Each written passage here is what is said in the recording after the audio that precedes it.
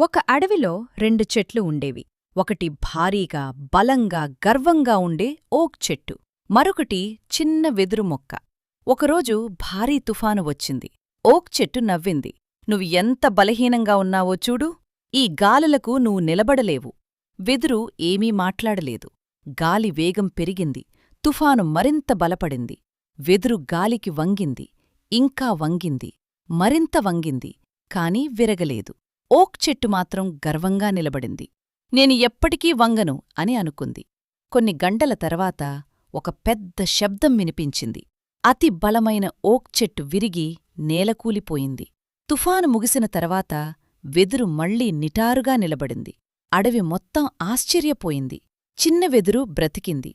పెద్ద చెట్టు పడిపోయింది. Business lesson. చాలామంది స్ట్రెంగ్త్ అంటే కఠినంగా ఉండటమే అనుకుంటారు.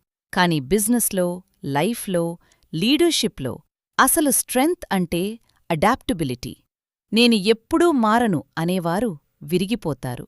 నేను నేర్చుకుంటాను, నేను మారుతాను, నేను పరిస్థితులకు అనుగుణంగా ఎదుగుతాను అనేవారు నిలబడతారు. ఏఐ వచ్చినప్పుడు కొంతమంది వ్యతిరేకించారు. మరికొందరు నేర్చుకున్నారు. ఈరోజు ఎవరు ముందున్నారు? మార్పును స్వీకరించినవాళ్లే.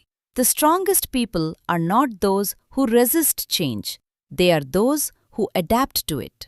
తుఫాను వచ్చినప్పుడు చెట్టులాగా గట్టిగా నిలబడకండి. వెదురులాగా తెలివిగా వంగండి.